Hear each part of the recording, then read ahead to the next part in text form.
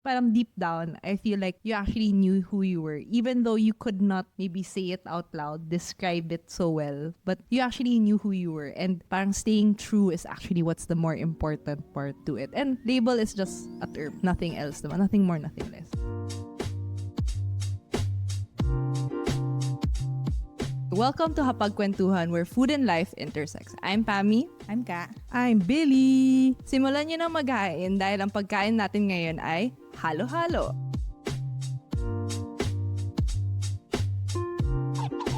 Before we go to the origins of halo-halo, let's try it out. Natutunaw na kasi siya. Okay. Anong Good halo-halo call. ba ang meron tayo? Ang halo-halo natin for today ay from Bebang. So, it's a popular halo-halo stall. Pero kinakabahan ako na baka hindi mo magustuhan ka. Sakto lang siya ha. Sakto lang.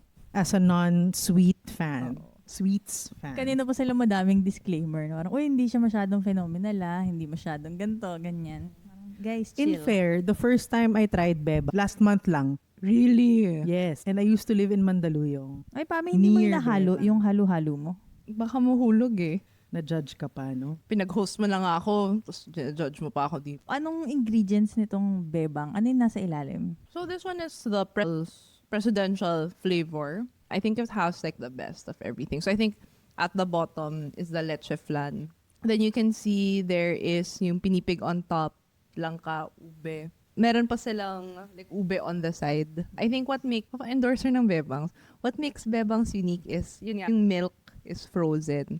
Kaya kahit in-order natin to kanina pa, parang okay Para pa siyang naman. bingsu type. Yes. Masarap siya, pero ang lungkot na nasa ilalim yung leche flan. Mahirap kunin yung Nadudurog siya. leche. I think yung karamihan ng mga halo-halo nowadays are doing the bingsu type situation. And I think it works. I love this. Kasi nga, it's also easier to transport din, di ba?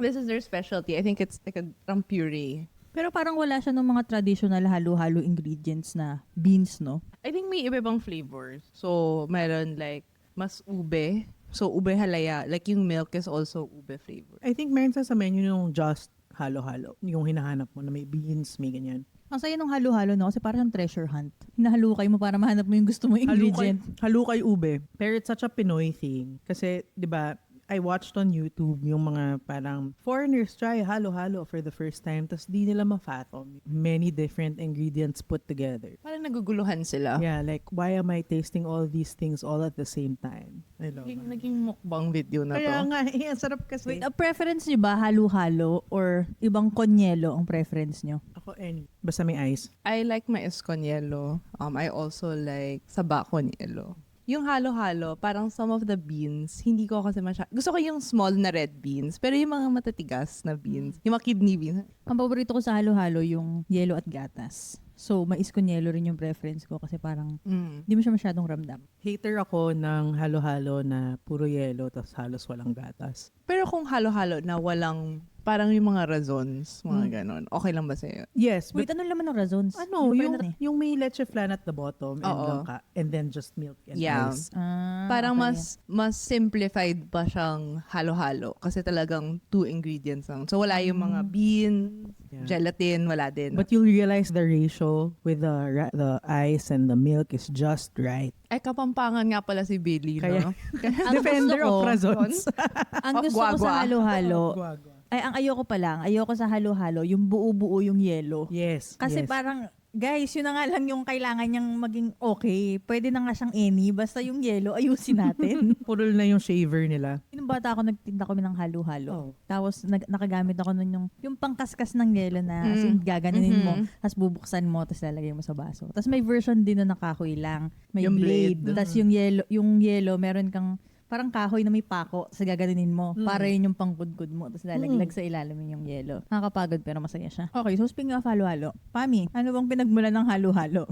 So halo-halo goes way back, started during the Japanese era. Pre-war, Japanese actually had like a monopoly over mga beans, so like yung mongo. And what we did, or our ancestors did, was to parang put their own take, diba? So if you guys are familiar with the Japanese dessert, yung kakigori, which is yung shaved ice, Para medyo similar din siya in concept, diba? So you can see, funnily enough, you mentioned din parang bingsu ng Korea, diba? So actually, you can see in Asia na medyo similar pala yung desserts, pero may different takes lang talaga in terms of ano yung sahog or ano yung presentation din. Saan nga yung parang may country ba yun? Malaysia ba yun? Yung parang Yung may, alin?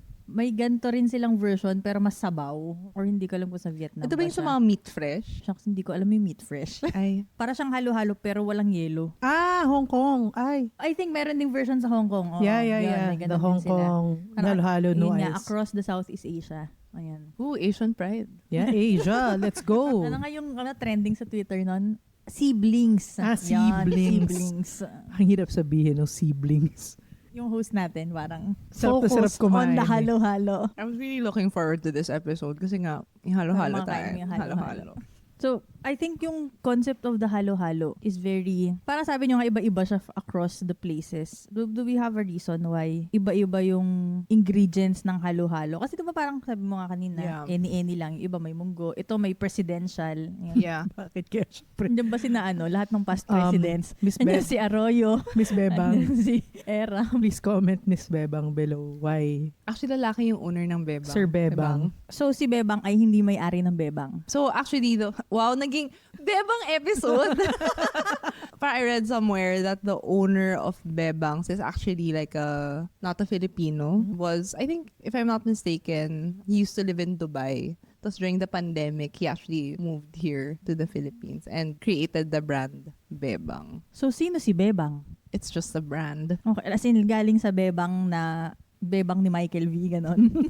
Si Bebang ni Michael V, napanood mo ba yon? Hindi. Merong sitcom dati si Bitoy's World yata yun. Si Bitoy's World. Tapos Okay, si isang okay. character doon si Bebang, naka-ponytail siya. Oo, Tapos oo. bungi-bungi siya. Yes, I remember. Yung may ribbon? Oo, may ribbon. Yun Si si Bebang. Okay. So going back to the topic of why there's multiple versions of halo-halo. Parang it's the concept of indigenization, which is existing not just in halo-halo, pero also in other, parang Filipino cuisines. It's a thing wherein whatever is more locally available in your place, yun yung mas i-utilize mo and you reinvent the dish based on that. May mga halo-halo tayong parang may mas maraming munggo, hanggang sa nag-convert na siya sa itong may mga gulaman, may mga halo-halo. So parang walang isang parang standard description of what should be in a halo-halo. Basta there has to be multiple ingredients. Tapos hahaluin mo siya. Tapos yan, halo-halo. Pero why are we talking about halo-halo in this episode, Pami? Pagkatapos mong ngumuya, if you may. Man, huli pa ako dito na kumakain. Ang hirap pala mag-podcast ng kumakain. Ang hirap mag-podcast pag matakaw yung host mo. Magkaiba pala yun. Yun yung struggle dito. Bakit kasi ako yung host ulit eh? Yeah, so diba, yun nga. So why are we talking about halo-halo? Why are we eating halo-halo? Aside from me wanting to eat halo-halo, I think it's quite timely because this June, we also celebrate Pride Month, diba? So, similarly, like, Pride Month is really like a celebration of, like, being who you are, diba? Being true to yourself, diba? Similar to halo-halo, people present themselves in like different versions. They can be who they want to be, diba? And it doesn't mean that you have to follow like parang strictly specific norms around it. So yes, parang for today, actually we're going to listen and hear, particularly for Billy and Ka, like you guys, like parang thanks for also like agree. Anong ginagawa mo, Randy? Grabe, serious ako. Tapos yan, may gumawa. Ni Pami na thank you for Oo. being open to share. Ganun talaga. Kakain na nga lang ako ng halo-halo dito. For today's episode, we wanted to talk about diversity and inclusivity within the community. So usually, we hear stories more from the lesbian and gay members. But we wanted to use the space today to talk about stories from Billy and Ka, particularly on their journey and their identity as well. Okay, kakain na ako. Grabe. Nag-twitch yung mata ko. Pinigilan ko gumanon. Pinigilan mo mag-shakas. Aside from being shakas, parang what we wanted to showcase also is, as mentioned nga ni Pami, usually we hear a lot of stories from the community. But it's rare that we hear, not that rare, I don't know if I just don't have access to it. Me personally, I find it rare to hear stories about the other members of the community who are not usually on the first 4 letters of the community na LGBTQIA+. Parang first, Billy, would you like to say what your soji is? My soji that I discovered in 2020 is demisexual. Mm. Yes. So I didn't know it existed until 2020 or 2021, whereabouts. Pero it just so happens na it was the time when pandemic, so nag-lockdown. Tapos maraming mga streamers online Twitch ba sa yan? Twitch na nag-pop up, and then I would watch their YouTube, parang mga snippets, and then there are people who were talking about it. And I was like, what's that? I started to read and stuff, and then I was like, oh, that's me. Parang ganon. It wasn't something that I actively looked for, but it just, oh, may ganon pala. So it's a very, what do you call this? Hindi siya climactic discovery. Para lang siya, oh, nice. It describes me perfectly. So what is it? Demisexuality. So it's forming attraction with people that you've had bonds with only. As in, explicitly, kailangan, not necessarily romantically, but like you formed a specific bond with a person. Tsaka ka lang magiging attracted. Because for the longest time, I felt weird that when I see men and women or whoever, I just don't feel attracted to anyone. May question ako. When you say attraction, is it romantic or sexual? Both?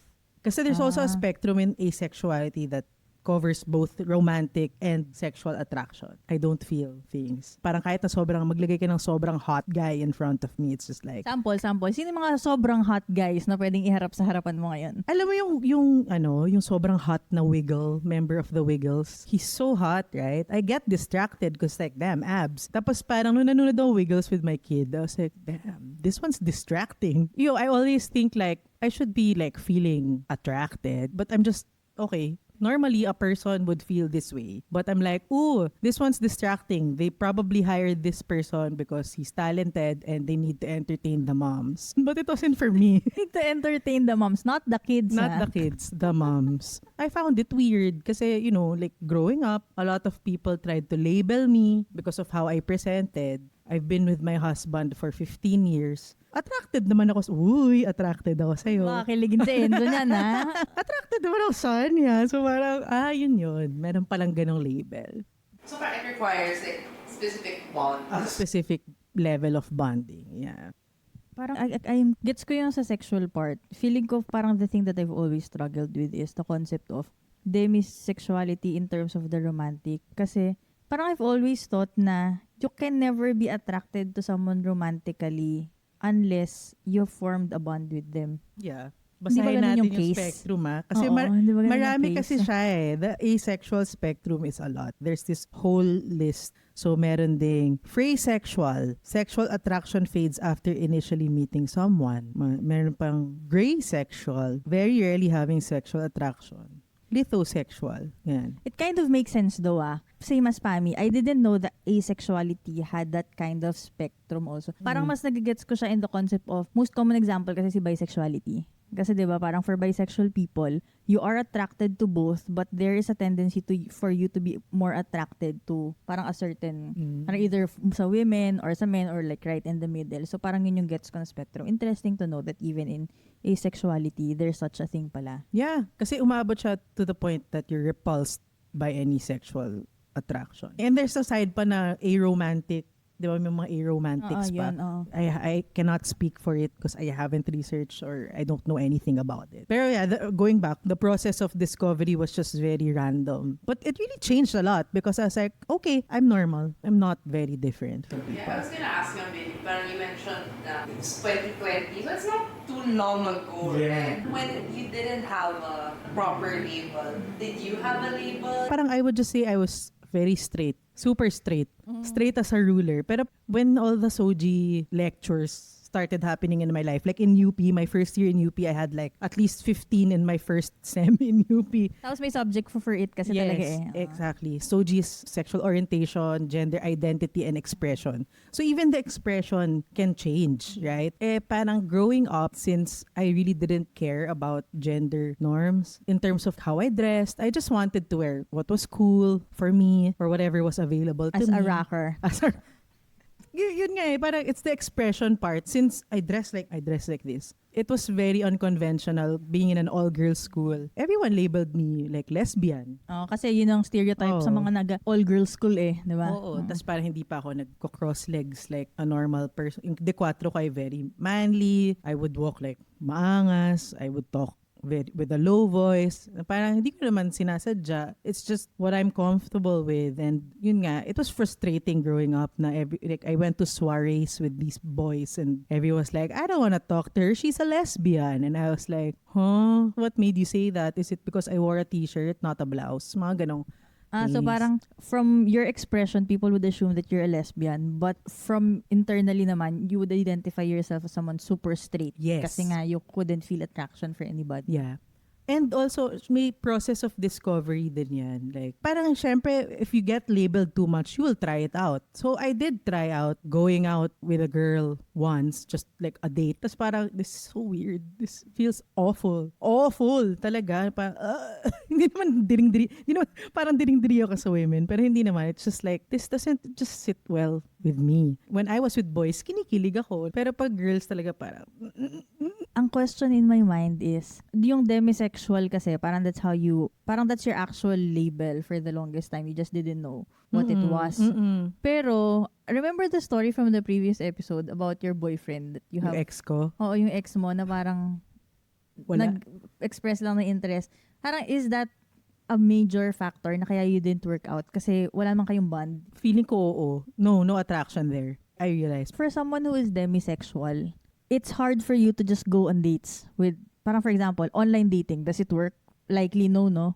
I never experienced online dating. Okay, well, I'm old. You're old nga. Pero parang, if you would think about it, hypothetically, or a blind date para pasok sa generation. Yeah, siguro kung blind date, parang I think it wouldn't end up with me going home with the person. And Go home talaga. Hindi mo na parang magkaka-second date kayo, ganon. Yung ba ang goal ng first date? parang hindi ko alam yung threshold. Hindi ko na na-experiment yung threshold. If I were to recall the moments na, okay, I think I am already attracted to this person, medyo matagal eh. Yeah, it's a while. Yung current husband mo. Parang may previous husband, no? Na matagal din kaming nagde-date lang eh. Siguro mga 6 months din yan. Were you friends before that? Yes, we were friends before that. Siya din yung nag-introduce sa akin ng idea, learning about the asexuality spectrum. We were watching those YouTube videos together. And he was like, oh, this might be like interesting to you, he said. He was the one who brought it up. So I was like, interesting. Because I always complained. Kunwari, nasa events kami. Like, ko naisip yun eh, na parang, damn pogi dito, pero wala talaga ako na-feel. I'm very open about like, I feel like I'm broken. Yun yung sinasabi sa kanya. Oh, interesting na analogy na I feel like I'm broken. For someone na hindi mo makikita agad where you fit, parang the concept is baka I'm just broken and nobody else is like this. Kaya malaking factor yung parang seeing in the media or just seeing a representation of, okay, this thing exists pala, hindi ako one of a kind na may mali sa akin. What about you, Ka? Mas mahaba yung journey ko. My soji right now is, I actually don't know. Parang I have decided na it's not something that I want to put effort in trying to figure out anymore. Kasi alam kong it matters so much for most people.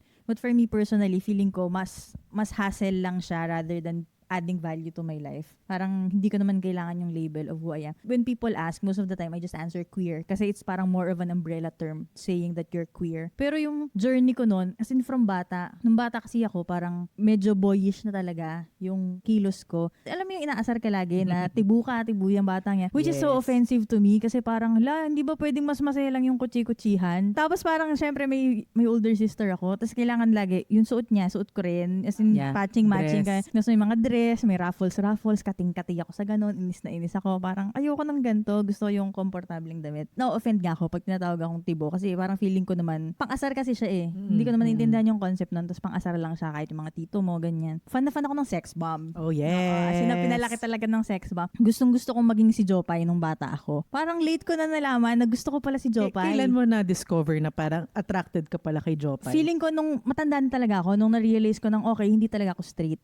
So parang nung bata ako, as in, tuwan-tuwa lang talaga ako kay Jopay. Tapos akala ko gusto kong maging si Jopay. So parang pinipilit kong talagang spaghetti battle. Ang lalabang ka ng spaghetti battle. Ganyan. I think wala akong concept of lande nung elementary ako. Parang meron lang one time. Pero hindi ko siya naiintindihan. Parang may guy lang na trans woman na siya ngayon. Na parang inintroduce lang ako sa concept na yun. Tapos magjowa daw kami. Tapos parang okay, sige. Pero hindi ko alam na yun yung idea niya. Parang laro-laro lang. Tapos nung high school, nagkaka-crush na ako. May crush ako, parang mostly lalaki yung mga nagiging crush ko. Tapos, ang kabaliwan ko nun si Sam Concepcion. Pero parang alam kong meron akong crush na babae nung time na yun. Pero hindi ko siya ini-introduce as an idea to myself na crush mo to. Kasi parang alam kong, mali yun. Tapos Who told you na mali? Kasi yung halimbawa sa batchmates ko, as in grabe nilang ibully as bading yan. Yung isa kong friend ngayon, parang nung time na yon, pinipilit niya pang maging straight.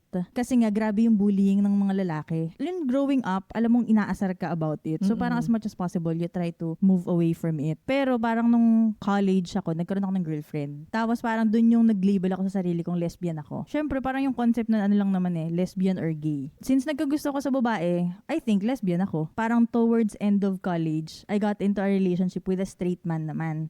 Tapos, nung time na yon, nung naliligaw pa lang siya, sinabi ko sa kanya na, uy, lesbian ako So, parang pinurso niya. Tapos, naging kami. So, after the longest time, hindi ko ma-figure out kung parang, okay, baka bisexual ako. Tapos, parang that relationship lasted for 7 years nga, diba? After nun, yun yung mas maraming invalidation na, parang habang in a relationship ako nung time na yon, parang tinatry kong ina-identify ko sa sarili ko at that time was bisexual ako. But then, parang people don't count it. Ay, in a straight relationship ka kaya?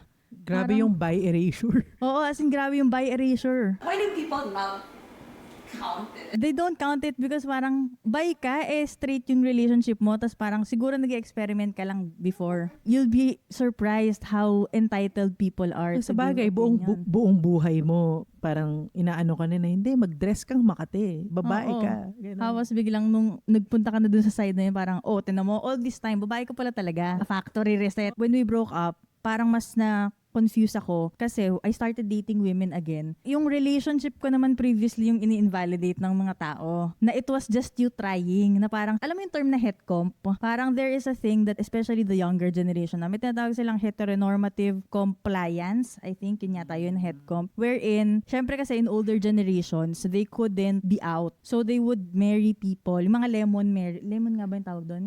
Lemon marriage or something. Hindi nga siya lemon. Oo. Basta may marriage na parang you would do it just so people don't find out that you're gay. Or na parang it's just you trying your best to comply with the heteronormative standards of the society. So people were assuming that my relationship was because of that. And na parang after everything, parang okay, kaya kayo nag-break kasi hindi talaga kayo compatible kasi iba naman pala yung hanap mo, iba yung preference mo. Which is more annoying to me. Kasi parang, gago, kala mo 7 years titiisin ko dahil... Oo nga, hindi ba pwede nagmahal ako ng tunay? Oo, parang, and that was like a really beautiful part of my life, that the 7 years, it was a good relationship, ganyan. So, nainis ako in-invalidation ng mga tao. Nagkaroon ng, parang may group nun, di ba? Parang the LGBTM. Tapos, may mga share doon ng ano yung soji nila. Kasi parang when you join the actual LGBTM channel, there is a form doon that they will ask you parang what's your soji, ganyan. Tapos doon ko nakita yung mga soji ng mga demisexual, bi-romantic, etc. Tapos ang nice doon kasi yung mga tao parang if you ask questions about it, parang they would really explain it to you.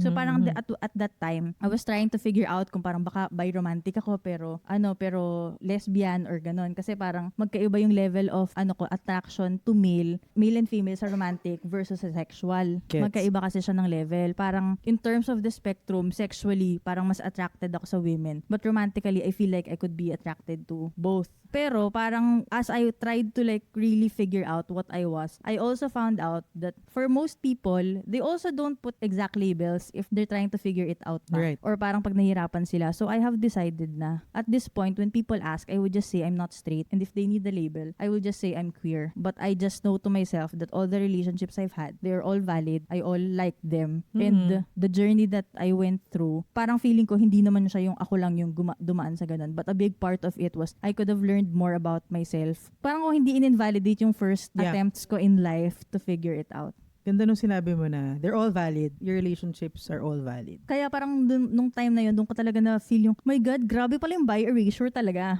Gets ko yung magsasabi parang hindi ka dapat bakla kasi ito yung religion. Pero more on, hindi ka bakla kasi hindi ka nag-fit sa standards namin kung ano yung bakla.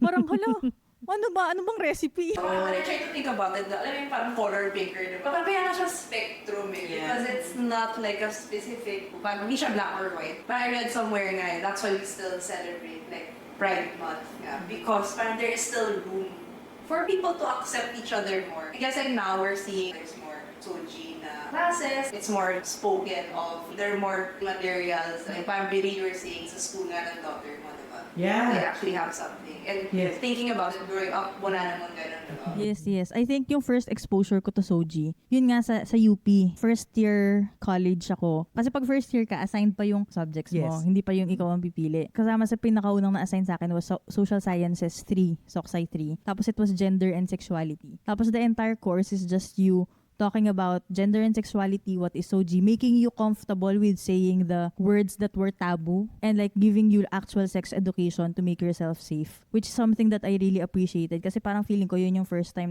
na destigmatize sa akin yung concept of not being straight, especially as someone na parang growing up, laging inaasar about it. It's the same also coming from an all-girls school na I don't know, for some reason, everyone was shocked. At least in my school, everyone was shocked kapag may lesbians. In my particular school, it was like, uy, si ano, ganito pala siya, ganyan. Everyone talks about you if you're different. There's always that parang you're trying to fit in kind of thing.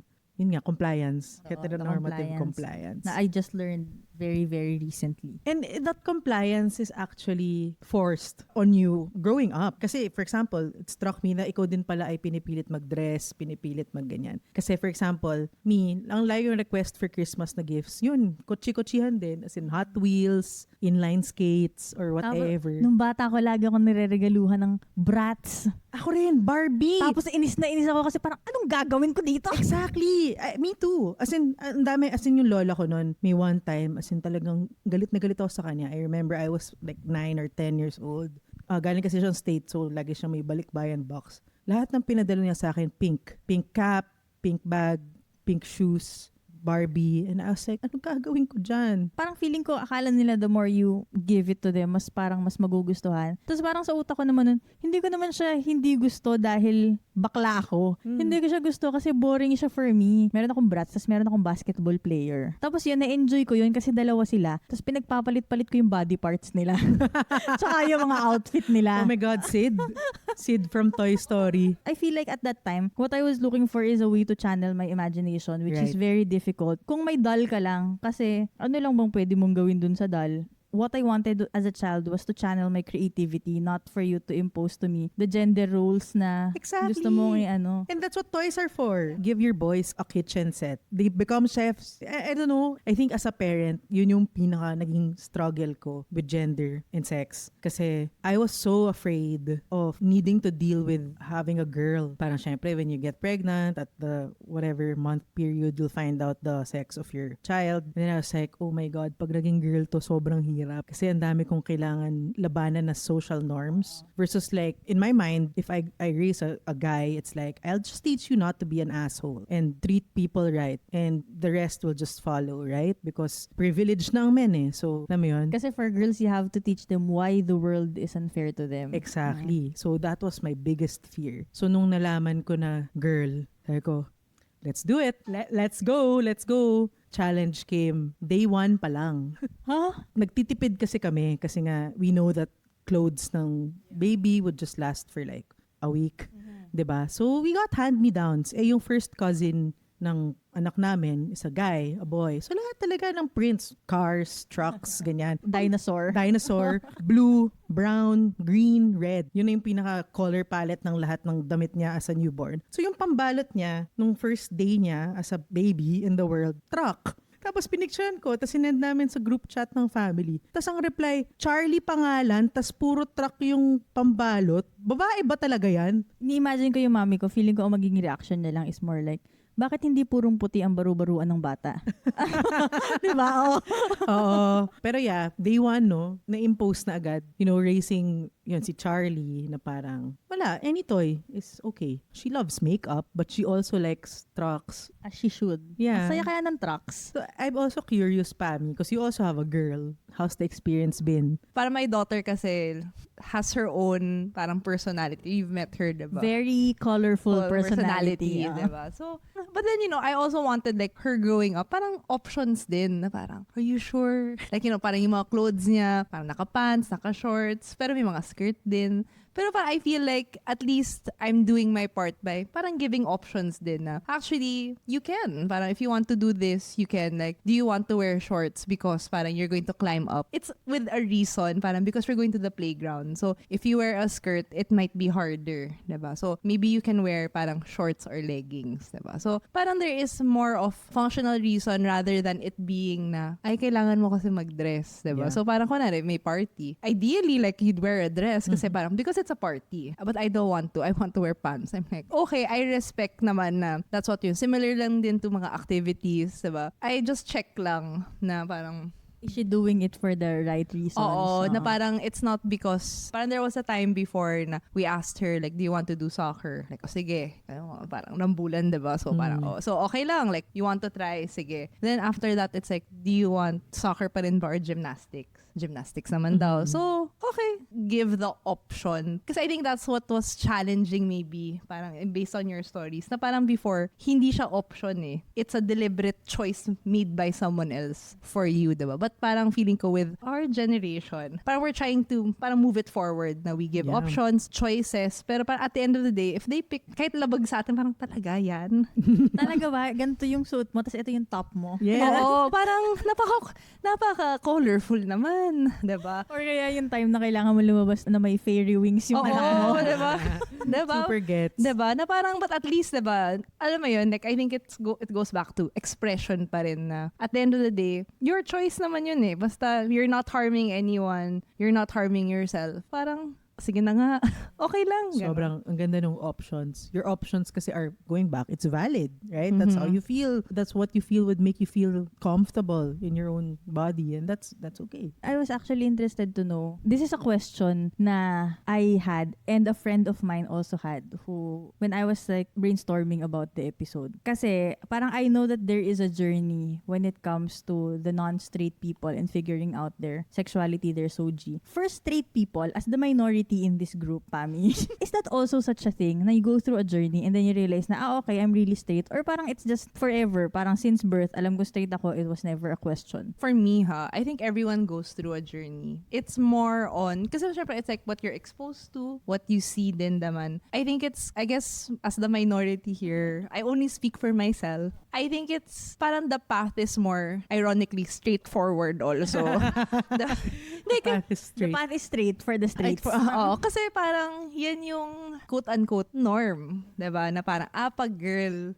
bibilhan mo ng pink. Parang, like, you know, everything is still geared towards that, mga damit ng pambata. Tatanong ka sa salesperson, girl or boy po? Actually, sa cake nga pagbibili. Girl or boy po, tapos yung candle, diba? ah. So, parang I feel like that's why it doesn't appear to be a highlightable journey. Kasi nga parang the current status of parang the world is, you know, if you choose that path, the path is there na kasi. So parang there is really not much to say about it na parang, okay, like, nagka-crush ako dito. Okay. Or parang, or my friend came out. Okay. Pero parang, so I know na, parang fact siya. Like, okay, I know. Pero it doesn't like, if it meant more, parang you'd be more like, oh, is that, parang like what you guys were also going to like, oh, parang medyo similar ata kami ng journey. Or parang, what about me? Diba? Parang, I guess if it's just really, the path is there already. Kaya parang feeling ko. Parang there is a journey to it, but parang wala siyang pasikot-sikot because there's no need for self-doubt. Parang you're not forced to doubt your decisions kasi it fits the norm. Yeah. I would like to think there is still some doubt naman. Parang as a human, you would still question. But I feel hindi siya yung, parang what you said earlier, na parang there are external factors that make you feel like na-invalidate ka. Parang Baka mali ako dito. Parang there is, I think everyone has, yun nga, like a journey. So there is a lot of like thinking, discerning na parang, oh, I see this. Pag first time, parang, how do I feel about it? I think yun yung mahirap parang when you guys were sharing your stories na external factors pa talaga yung nagda-drive into like, oh nga no, bakit nga parang naririnig ninyo. Tapos Parang when you first experienced it didn't feel wrong naman. Oo. But when you speak about it, parang biglang, ay, mali yata. Oo. Mali. Wow, mali.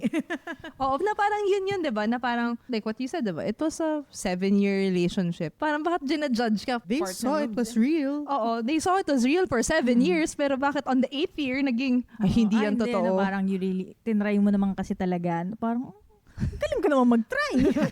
7 years ka nagtiis? Parang ano ba? Tapos yung may factor din siya ng the flip side yung parang since the new relationship is parang younger, parang may thought naman, baka you would also change your mind after that. I think there's a misconception of that for someone who has not figured out their exact label. Oo. Na parang you would just keep on changing your mind. You will never be satisfied. May ganong misconception about me for some people. I think someone has already told me that before na parang, naku baka never ka nang parang magsisettle down kasi masyadong mataas yung standards mo for ganito or masyadong pabago-bago yung isip mo sa ganito. But that's the problem. Like, who says that you need to settle down? Who are you to say that parang I will always change my mind? Parang just because I changed my mind about certain things. I was going through a journey at the end of the day, parang aabot naman siguro ako sa self-actualization. Hindi naman siguro ako yung forever na parang, sino kaya ako? What is life? Who am I? I think therefore I am. Naging philosopher pala bigla. Baka parang akala yata nila ganun yung forever ka lang figuring it out. I wish I figured it out sooner. Yeah. Kasi syempre, mas madali yung buhay ko if I reach this parang sa level of, ano tawag doon? Parang kampante na ako. Or parang wala na akong gustong patunayan or figure out. Versus kung pinagdaanan ko pa ulit yun, tapos parang mapapa-self-doubt ka pa, mapapaisip ka pa ng baka hindi totoo yung ganito, baka mali yung ganito, actions ko sa ganito. It seems from all the stories, it's very external nga. Yung doubt from other people. Kasi ang ganda sinabi mo na, nung ako naman, hindi naman siya mali. I guess my question always goes back to why can't we just let people be if no one's getting hurt in the process, right? I think parang in the concept of, di ba, we talked about the diversity of how your Soji, my Soji, and your Soji are all different. The experiences. I want to talk about the inclusivity, which we kind of touched on already. Kasi parang, I know that there's always a fight for inclusivity in public spaces. The parang there are, especially in QC, grabe, sobrang impressive na inclusivity efforts ng QC. Let's go, Mayor Joy. Let's go, Mayor Joy. Na Joy to the apparently world. anak pala ni Betty Go Belmonte. So, the inclusivity is championed outside. But I wanted to ask you, Billy, about the inclusivity within the community. As someone who is parang, at some level, people who find it hard to figure out where our community is, have you always felt like that the LGBTQIA community is an inclusive space for you? Or there are things na you wish people would do more or less to make you feel more included? But I never tried anymore. What were the efforts you've done before to make you say na you have stopped trying? I guess it's my whole life people have been labeling me what I'm not in terms of my Soji. I mean, the whole time I've always just been like I'm an ally kind of situation until 2020 na. I am not homophobic. Oh, hindi ako homophobic. I am an ally. I know Soji. I respect you. I ganyan. Whatever. Tapos nung na-discover ko nga yung label ko, parang wala. I didn't bother looking for other people like me anymore. Kasi feeling ko, at least for me, parang I can just continue being an ally. People don't need to know who I am anymore or like I've been separating myself. I guess I don't feel excluded in society because I have a pretty normal, straight appearing family. I have a husband, I have a kid. I just dress differently. I guess that's the most. But otherwise, I feel very accepted in society. Yeah, so parang it's like you have, I guess like in terms of your journey, diba? Parang the label was more on knowing what it is. And Pero self-acceptance. pero I mean, you already were able to build parang your own community that supports you for you without even having to know parang the label yung sabi mo nga anticlimactic yung pagka-figure out mo, diba? Kasi it wouldn't change. I don't think it doesn't change anything, diba? At this point. But at least my husband and I know na ganun siya. Now we talk about it. I probably will not cheat on you. The plus side of being a demisexual is I probably will not cheat on you. I'm sorry. I'm sorry. sorry, you are my current and forever husband. Yes. Ganun. Pero in terms of like, kailangan ba malaman ng kamag-anak ko? Maybe the battle I'm fighting now in terms of inclusivity would be for my child. We've been like actively looking for inclusive spaces. So as you mentioned earlier, her school right now is very inclusive. They have this whole PDF discussing how they handle Soji, and I really appreciate it. In terms of handling it with family, Soji and family, we're also not trying anymore. Parang meron kasi talagang certain level of generation that it applies yung you can teach new tricks to old dogs, something like that. Oo. To keep our peace if they're not hurting other people in terms of like their belief systems and you know how they understand Soji, we will not anymore fight or try to educate anymore. Pero syempre may threshold yan na parang I appreciate nga na my mom very Soji trained. May mga family reunions na she would actually explain to her generation na, kasi ito yung funny kwento. There was a family reunion and there's other tito who was introducing all the people in the party to my mom. May relative kami na lesbian with a female partner. So, nung dumating, this is ganito, she's my pamangkin, and this is ganito, she's Nag-struggle. Tapos sabi na nanay ko, ano ka ba? Partner ang tawag. Soji yan. Kung na yung nanay ko. Akala ko naglabas ng PowerPoint slide yung nanay mo. Tito po, this is Soji. It will not be, I wouldn't be surprised if meron siya. Ganun sa klaseng Kala ko tao. nagpa-HR training siya. Oo, Hello, HR Dala Paz family. Tago po tayo kumain. Okay, ito po yung hinanda naming Soji training. So na-appreciate ko yun about my mom na she's also willing to like talk to people her age about it. Kinda rare to find people like that. How about you naman ka? What are your parang experiences with parang the community?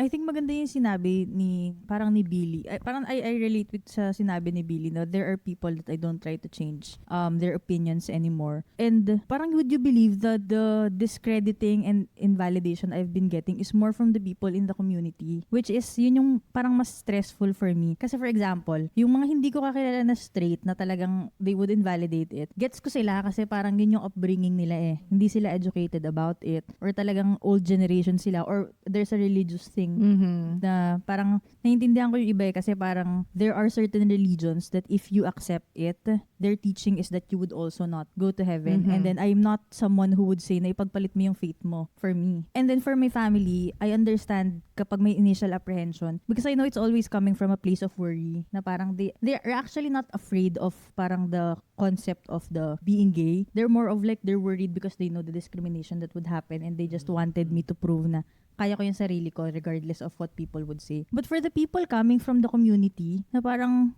hindi na ako nag-fit into the box of what a heterosexual should be. Tapos i-discredit mo pa na parang my journey was just me experimenting or was just me figuring it out. Parang yun yung mas malungkot for me kasi parang isn't this something that we have been trying for so long to advocate for? Inclusivity and parang the acceptance of the diversity around us. Tas ngayon sasabihin mo sa akin that there is a right or a wrong way to classify myself as part of the community. Parang I don't like that. Agree ako dun sa iyo, Billy, na parang may mga taong hindi mo na talaga dapat pinipilit. Pero dun sa mga taong ito yung ina-advocate nyo talaga. Parang walk the talk naman. Oh. Alam mo yon, hindi siya yung just because I'm not as flamboyant or just because I'm not as butch as you want me to be or just because my relationship history is not the same. You would tell me na hindi ka bi or hindi ka lesbian. Parang naging exclusive group naman naging bigla. exclusive na lang siya na parang ito lang ang pwedeng pumarty with us. Ganun. Tapos parang there's also a concept of parang you would make me feel worse about myself labeling myself as this from the past. Na parang, sorry kung mali yung label ko sa sarili ko. Parang I think my end goal sa mundo ng mga dapat is at the end of the day, dapat hindi big deal yung pagiging tama sa kung sino ka, kung anong klaseng tao ka. Parang I think you should just label me if mabuti ba akong tao o masama. Regardless of parang hindi ka pasok sa qualifications natin sa LGBTQIA. Kasi wala kang letter na mapili. Kaya nga may plus sa ending. Kaya nga may plus, di ba? At kung hindi ka pasok sa plus, kung minus ka, okay rin lang dapat yun. Yeah. I feel like we're not the best people to talk about Soji. Yeah. Kasi parang kahit nga kami, we're still figuring it out. We're both parang learning as we go. So I just wanted it to be more of I'd like to share my experiences. Yeah. And I hope you don't invalidate it and you don't get mad about it because this is a personal thing that we all experience, we all observe. I don't think may tama or mali. Yeah. Sabi nga ni Demi Lovato, this is real. This is me. I'm exactly where I'm supposed to be now. At sabi ni Lady Gaga, Ano? baby, I was born this way. Yes. Akala ko, rara. Siguro, Rara! O kaya, abracadabra. Oo, sige, ganun pa tayo, diba?